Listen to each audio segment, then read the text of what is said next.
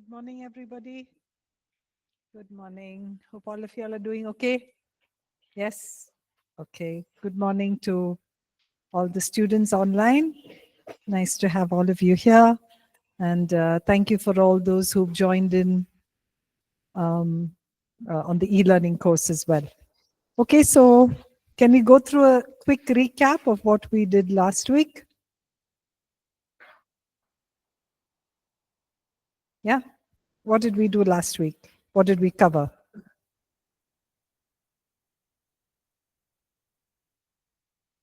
Go on.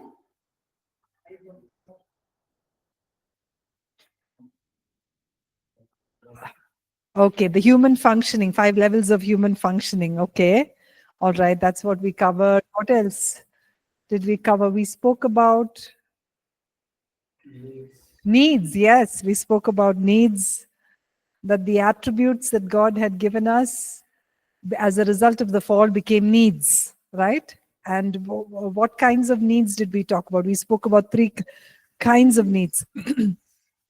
Yes, casual needs, critical needs, and crucial needs, right? And what were some of the crucial needs where we spoke about? Yes, self-worth, security, and significance. So a lot of the problems are a result of the sinful nature of man. And at some level, at the most deepest level, people are looking for self-worth, security, and significance, right? And that's the kind of problems that people may come to us with. And so when we are counseling, what do we look at the different areas of functioning? What are the different areas of functioning?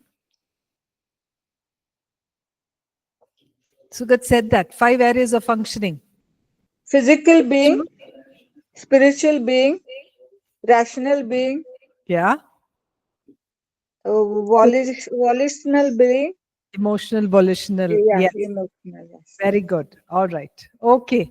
So are we clear with that? All right.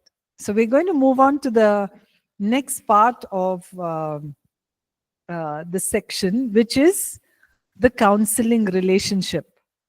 We're going to look at the counseling relationship. Okay. So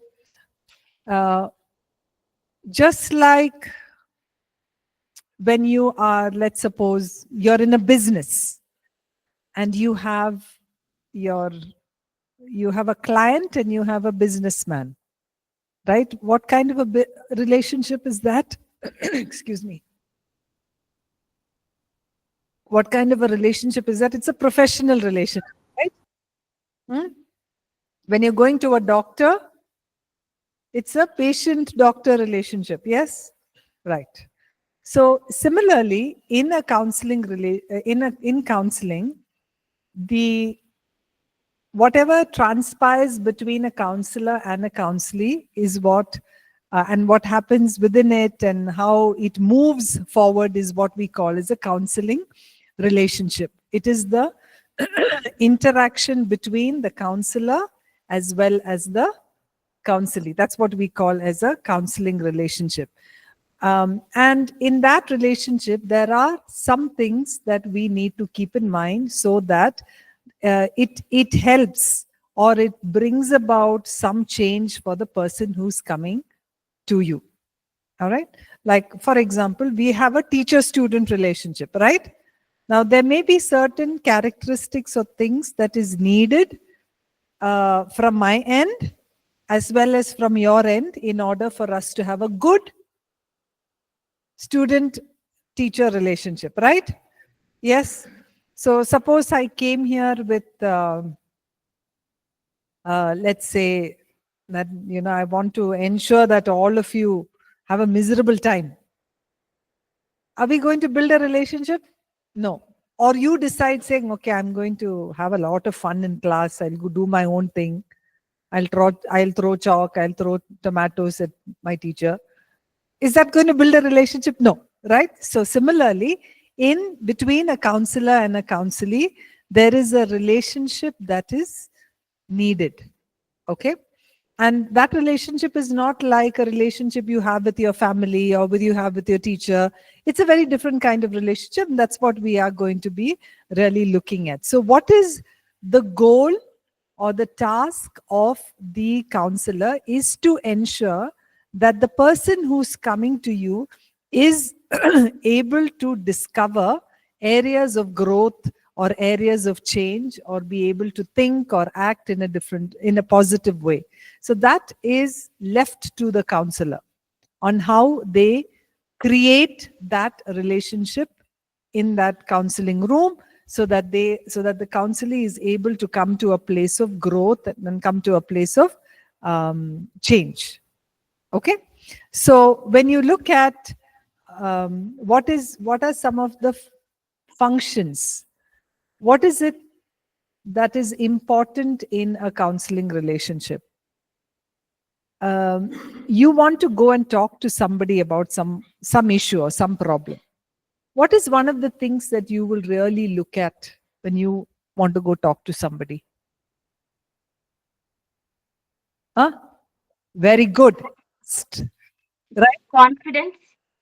Sorry, did you say Confidence. Confidence. confidence? Okay. Confidence in what? And keeping the things within themselves where they will not sit. Let it out. Exactly. So that's what trust, right? The trust that whatever I share here with the counselor, it's not going to go outside, or it's not going to be used against me, or it is not going to be used to make me be seen in a bad light. So it's trust that is important. So the function of a counseling relationship is to build that trust. Okay? Got that? What else is it? It actually, that relationship should be a healthy relationship. What can be an unhealthy counseling relationship? What do you think? What could be an unhealthy? Taking a person for a ride. Okay, sorry, say that. Taking a person for a ride. Is that what you said?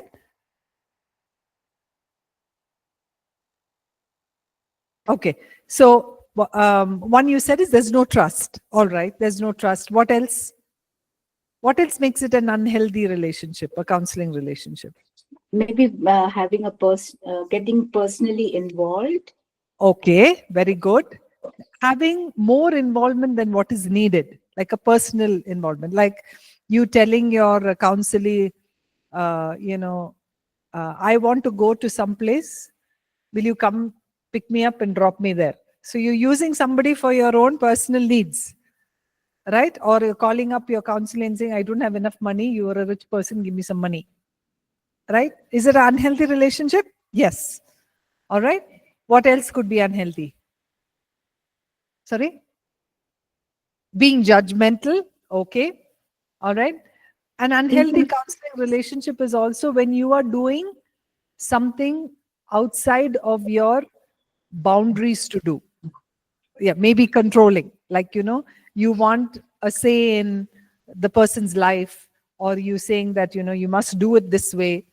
All of that is a sense of they're all unhealthy relationships. Okay. And the other aspect of that relationship should be that the counselee should be motivated to bring about some change. That's what the function of the counseling relationship. It's not just coming and talking, but to be helped to make some kind of a change. All right. Okay. Now, in order for that counseling relationship to become healthy, there are important things of the counselor that we need to look into, and that is some attitudes of the counselor. How many of you attend today's mentoring hour? A few of you attend. Okay, because we're going to be talking a large part of that. Okay, so what are some of the attitudes that a counselor needs to be a good person in a counseling relationship? What do you think? Guess, huh? Having an attitude that's positive. Okay. What else? Listening to the person first. Listening to the person. Okay. All right. Now, if someone was going to come to me and I already have a preconceived notion. Okay, for example, someone's come with, you know, a man has come with long hair, he's got a ponytail, got tattoos, right? He's got black teeth, dirty nails. Someone's come to me, and if I immediately, what may come in our thoughts? Come. Huh? Okay, it's That is shabby. sorry? That is shabby. Okay, he's shabby.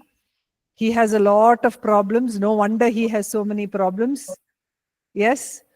You know, he's come from such and such a background. He doesn't look a certain way. So what are we doing? Already Judging. judgment. We are judging. We've already made a judgment, right? And so will a counseling really go well when we've already made that judgment? No. So what does it mean? It talks about our attitudes. So a counseling relationship, if a counseling relationship has to be beneficial and healthy, the counselor has to have some attitudes that we have to exhibit. All right? And these attitudes are not like we can, like how you put on a sweater. You can't do that, right?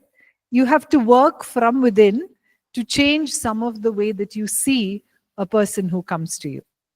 All right, so that's what we're going to be looking at, and we're going to look at 3 specific, very core attitudes that are necessary for when we are in counseling, because the way in which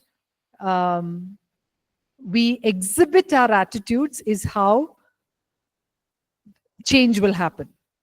Because if you are judgmental, do you think the other person will know? They will. They will. Like, for example, I told you this tattooed guy comes in and I look at him like this. It's a judgment, right? Or I'm saying something like, you know, you should comb your hair a little bit, right? Or at least cover your clothes. There are too many tattoos. It's very offensive. I've already made a judgment. So it really depends on of what is going on inside and what the other person is seeing. All right. So your counselee can immediately make out if they are able to trust you or not. They can make out. And that's why we need to work on some of these attitudes. Okay, I'm just going to share my screen.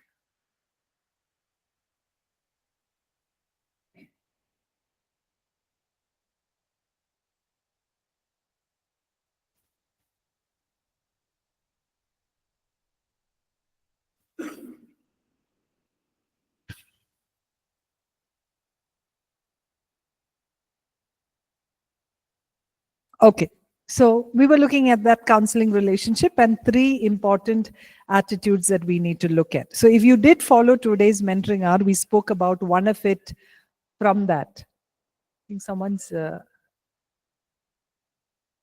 Okay, all right.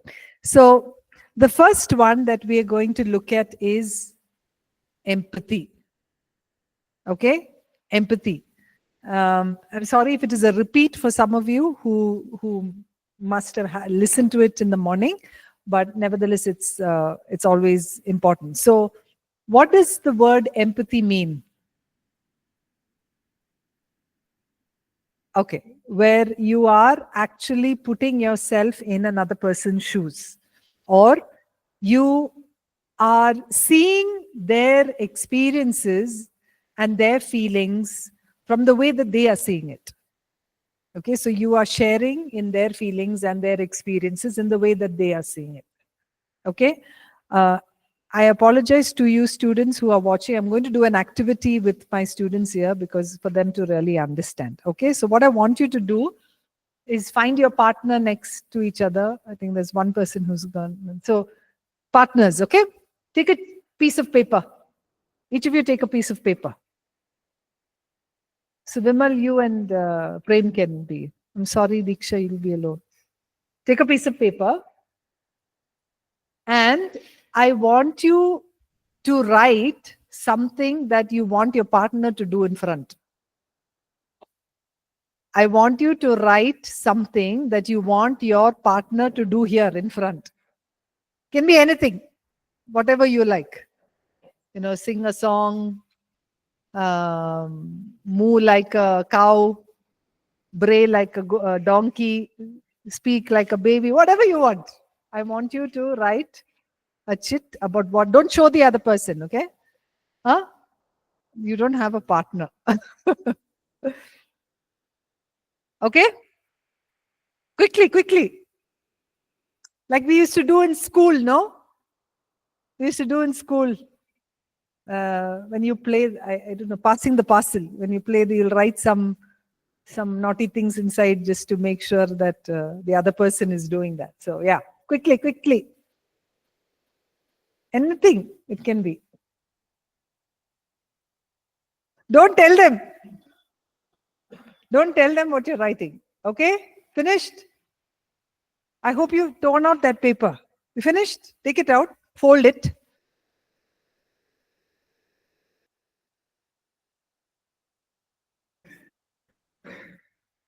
All of you have done? Everyone? So Sugat is writing a long one for Akhil. I'm just sorry. I'm just demonstrating what this is. All right, done? Okay? You ready to give it to the other person? Okay, I want two of you to come up. So who'll come up? John and Sapu? Come. Quickly.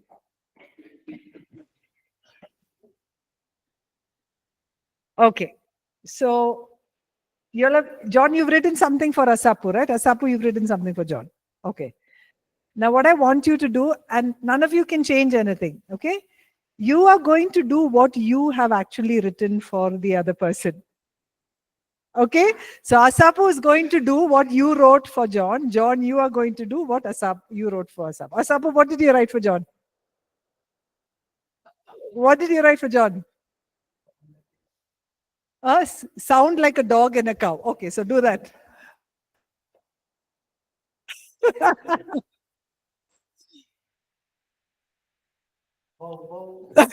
Okay. Wonderful. Okay, give him a hand. Okay, John, what did you write? Wait, Asapu, wait. What did you write for Asapu? Acting, to act. Okay, so John, you can act now. Sorry? Acting like Pushpa. Pushpa Raj. Okay. All right. Okay, so go ahead.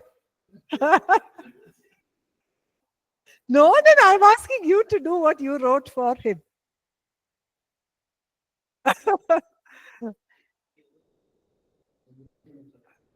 Yeah, but I want you to do what you wanted him to do. Is that what you're doing? That's what it is? Oh, okay, all right. Okay, thank you. All right, what did this activity show you?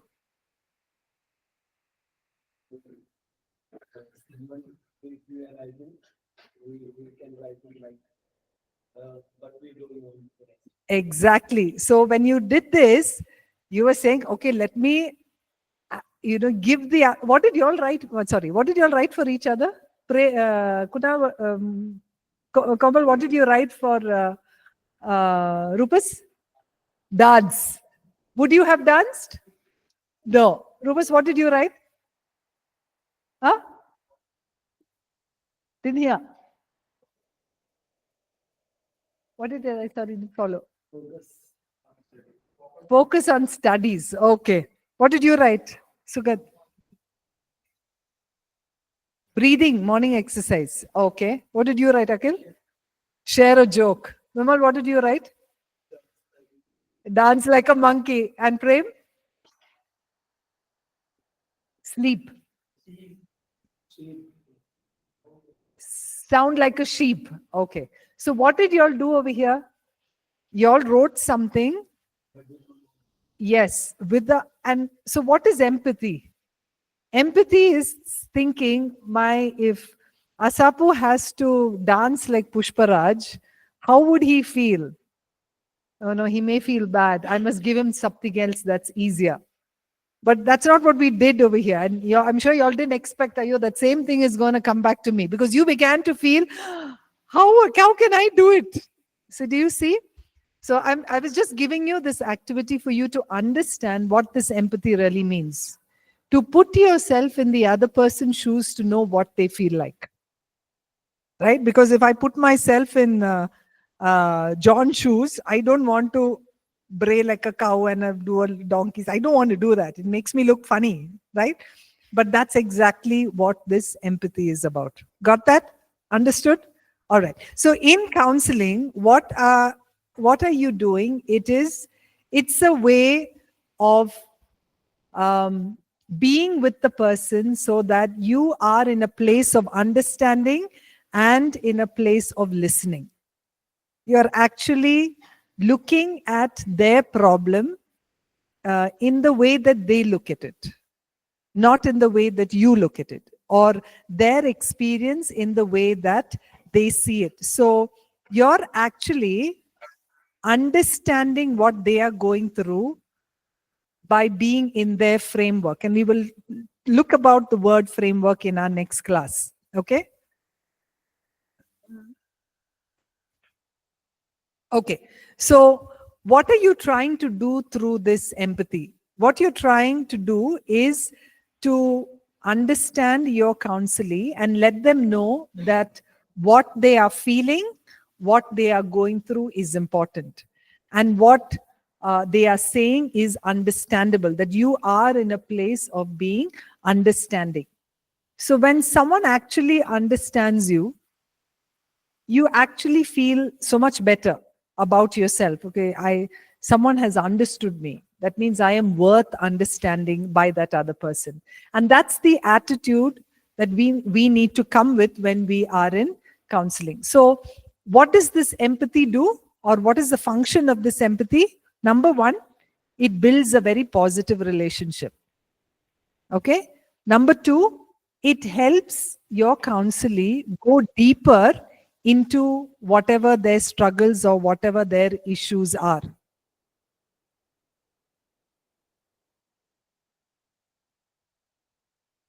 Okay. All right. You help the other person to explore into whatever their problem is. So let me give you an example. Someone is coming to me and telling me about how they came to college and how difficult it was for them to come in the public transport bus. Okay? So they're saying, today when I came, I had such a bad time. I got into the bus. It was terrible. All right? Now, if I were to say, oh, BTS bus, that is how it is. Even I had such a problem. What would your next statement, if you are the one who's sharing, what would you want to tell me? You will come once, then you will understand, right? Okay.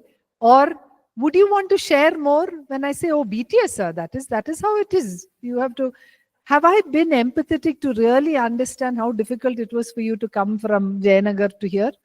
No. And so if I don't create that empathy, I am really not helping the person explore why they're feeling so bad coming to that thing. So you see, it actually helps in that exploration of the problem.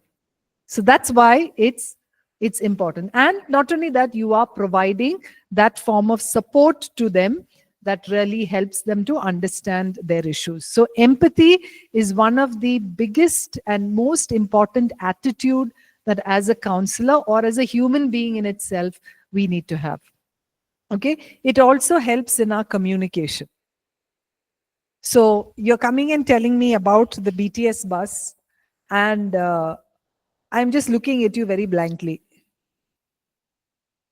Right? What will you think of me?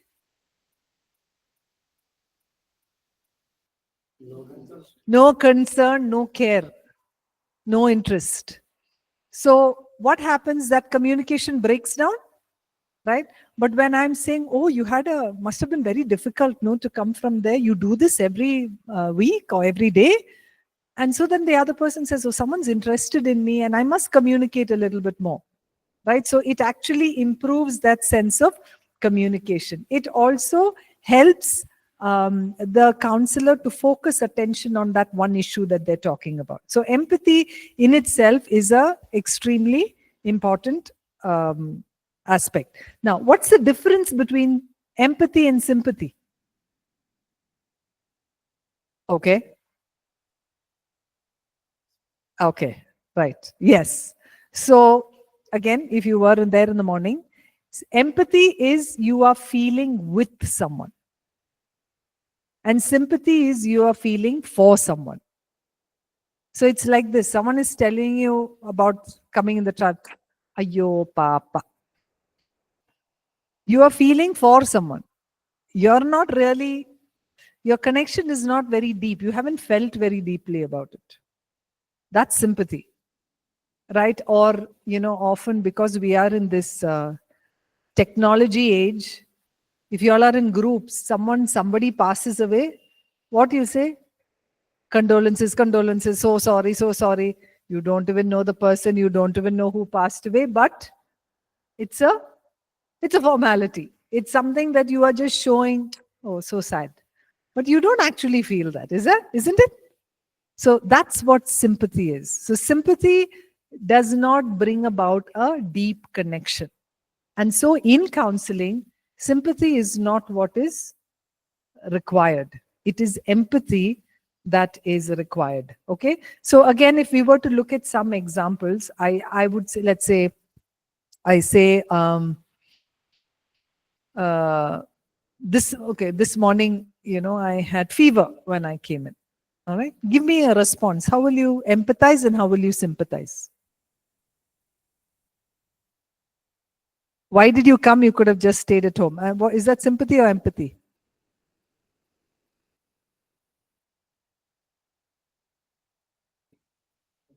Okay. All right. So that sounded more like empathy. So you're unwell. You should have taken rest. Okay.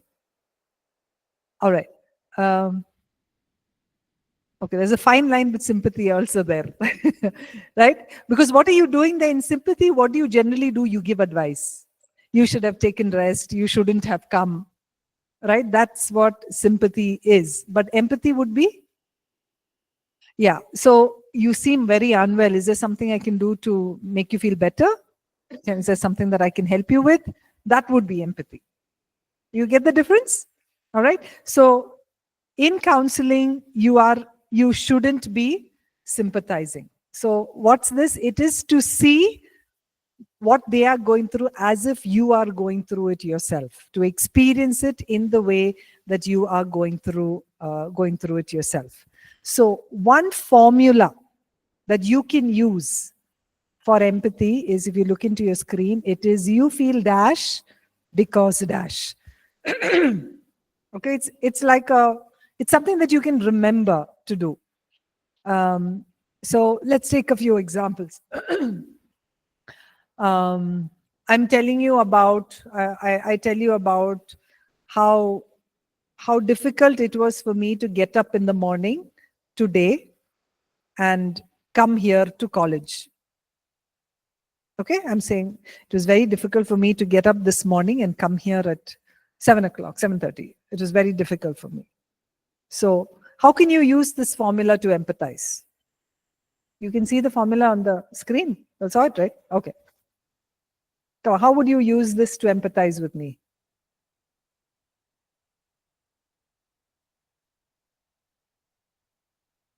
So what do you think I'm feeling? Huh? Sorry, sleepy. Then? Okay, I find it difficult. All right. But what could be the emotion? Tired. It could be tiredness. What else could it be? Exhausted. All right. Or it may be something like that. I had too many things to do that I couldn't finish everything and come. Right? I must have been overwhelmed. I must have had too many things on my plate. Is that right? So how do you show empathy? One is to understand what is the other person feeling. So I'm feeling exhausted. I could be feeling exhausted. So you say, you feel exhausted because you had to get up so early to do many things. That helps me understand that you understand what I'm going through, right? Or you feel as there is this too much of you feel an overwhelm because of having to get up in the morning and cook your breakfast and send your children to school and then come. So what are you doing? You are actually getting into my feeling. I haven't told you what I'm feeling, but you are supposing that that's what I'm feeling and that's what you're checking with me, right? So an empathetic understanding is how you are able to connect with the person's feeling. It's as if you are me and what you would have felt if you were in my place. Okay? All right? So that's what empathy is. Okay, let's look at some examples. So one person says, I have been diagnosed with cancer. How would you empathize? Use the formula.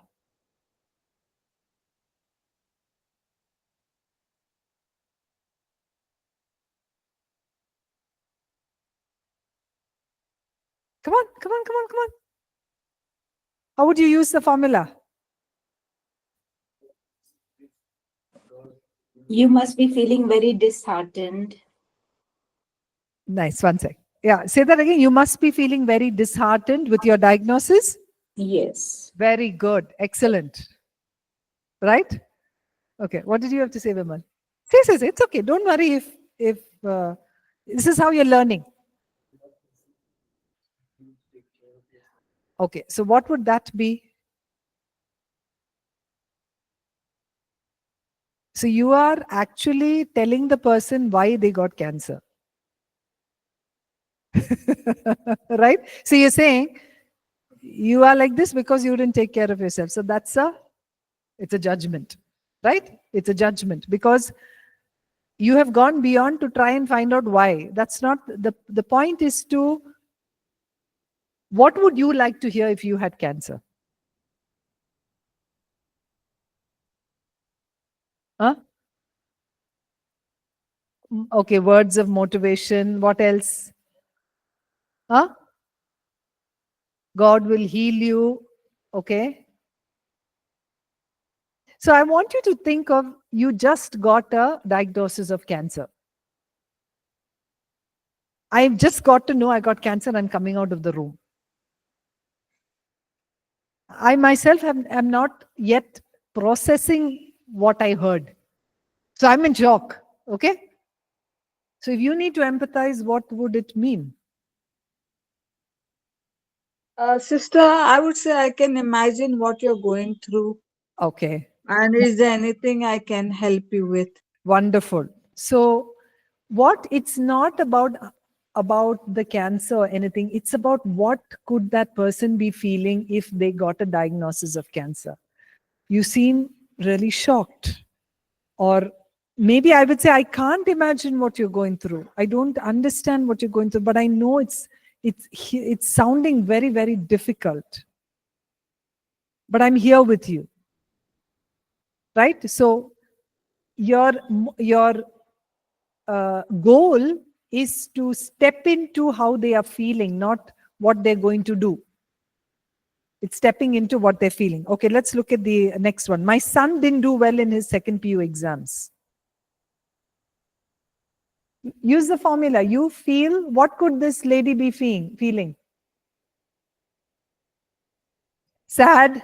What else? Disappointed.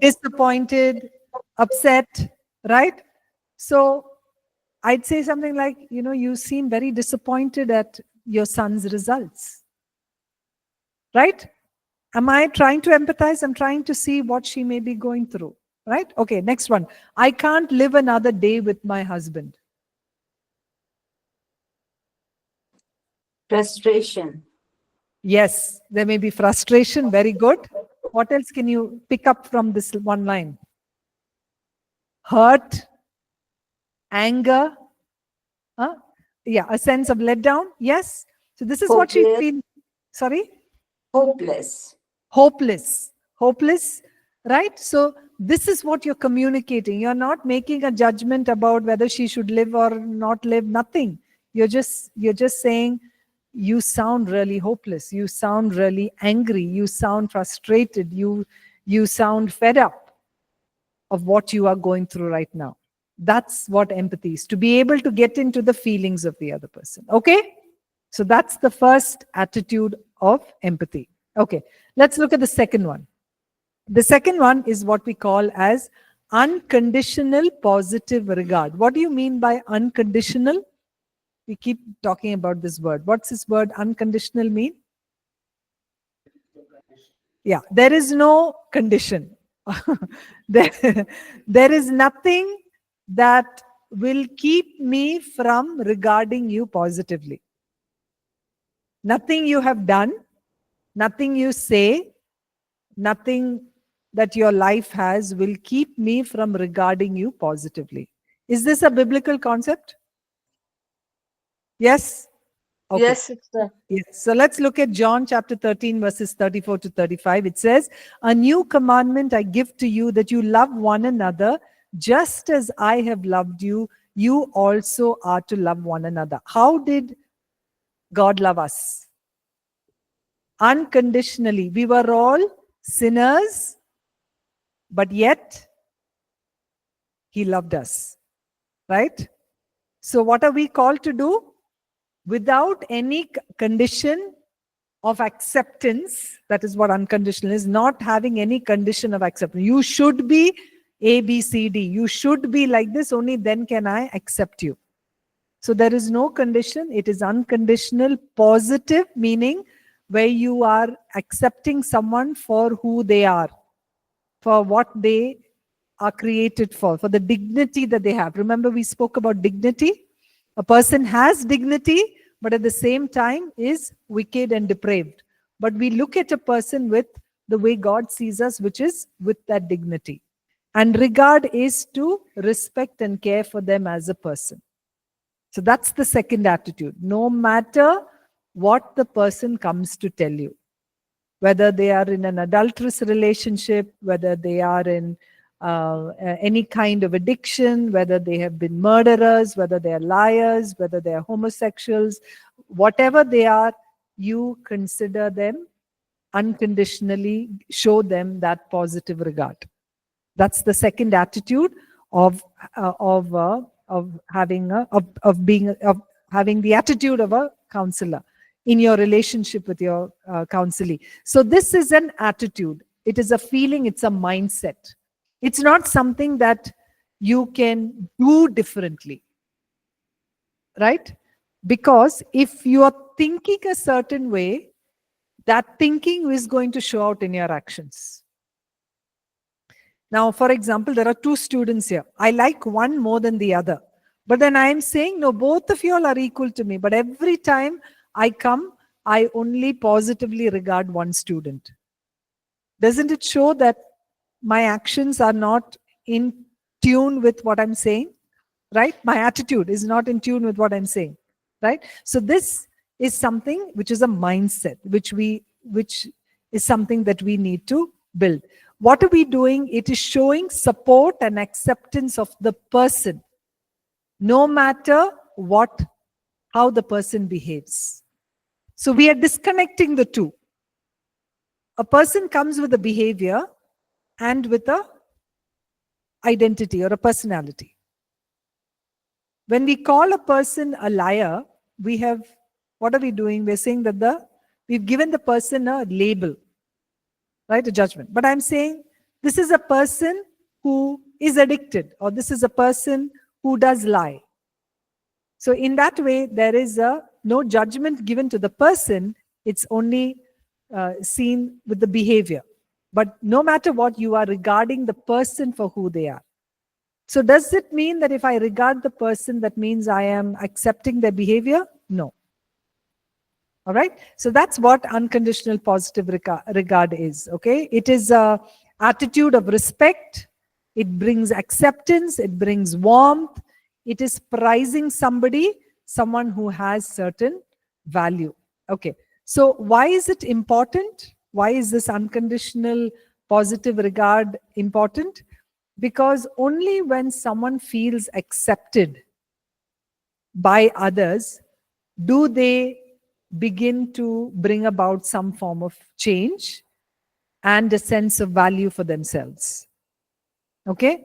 Now, if someone who is addicted to, let's say, alcohol comes to me, and I tell them, what you're doing is bad, it's a sin, God's going to be very angry with you, it's going to make them sense that they are worthless.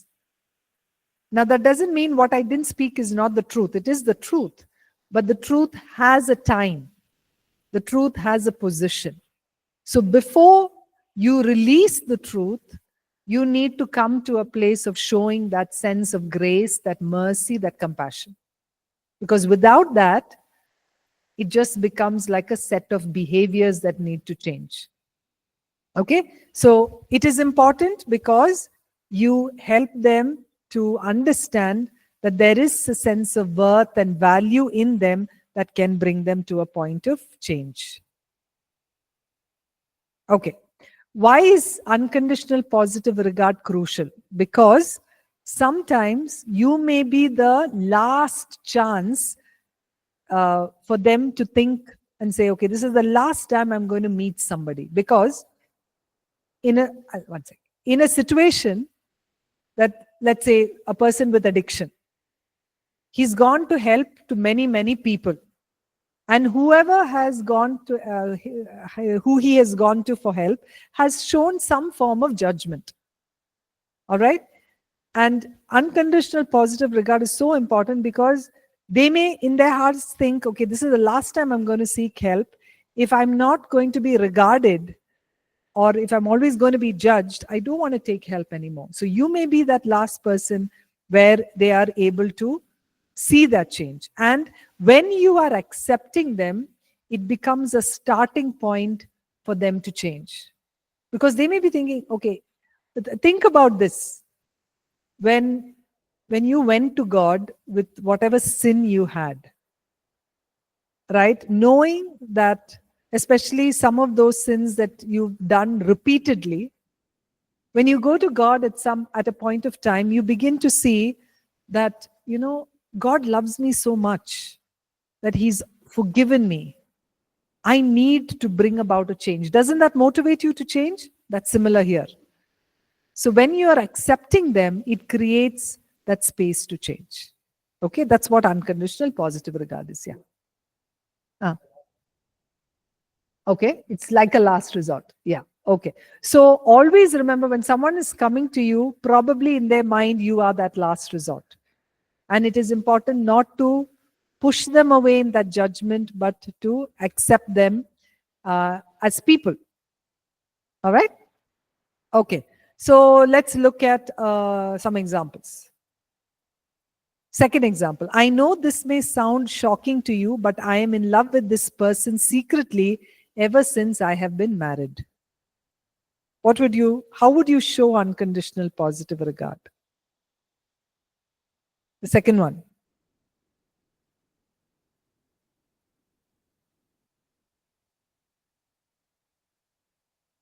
I know this may sound shocking to you, but I'm in love with this person secretly ever since I've been married. How would you show unconditional positive? See, when you're reading it, immediately you have many thoughts in your head, right? Let's be honest, we do. Yeah? Okay. But you go away and responding. Yes. Can we ask why? Or any reason for that? Is that okay? With empathy? Okay, see, all of the questions have a place, all right? And that we need to understand more, but I'm talking about when someone has told you this, right in the beginning, how do you show them that you are regarding them as people unconditionally? I might say, like, this must weigh very heavily on your heart. Okay. Very nice. Excellent. Okay. So she said, what you have shared to me must weigh very heavily on your heart, right? Or another thing that I would say is, it must have taken you a lot of courage to share this with me today. And I do see how you may be struggling with this situation. You must be very confused and overwhelmed with this, right? So what am I doing? I'm not making any judgment about whether she's seeing someone, not. All of that has a place later.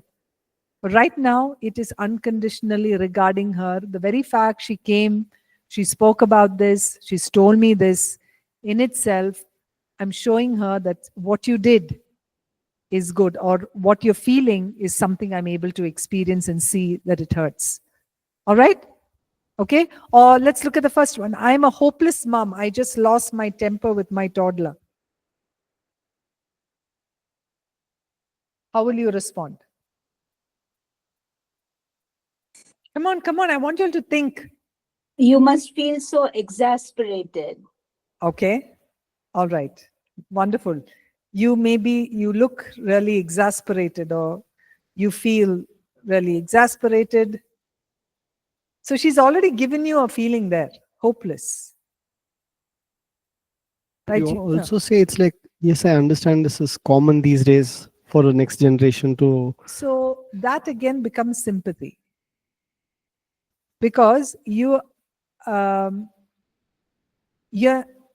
that, also through that statement, what you're attempting to do is make her feel better. The idea of empathy is not to make them feel better. The idea of empathy or positive regard is to ensure that you can feel what they're feeling. Okay? Yeah, exactly. Right? So she's what about a hopeless? So it looks like a very hopeless situation for you. And you seem very exasperated with yourself, or very frustrated at what is going on. You get that? So I have regarded the person for who they are. I haven't given any kind of a judgment or statement of who they are. All right? Okay.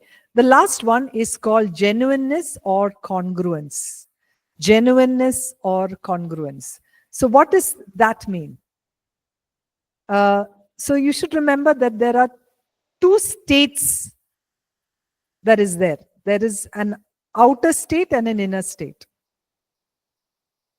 So if you look at me today, how would you say I am feeling?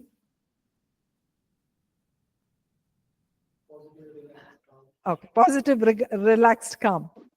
But there is an inner state, isn't it? And you may not be able to see my inner state. But if my outer state and my inner state are not matching, it shows I am incongruent.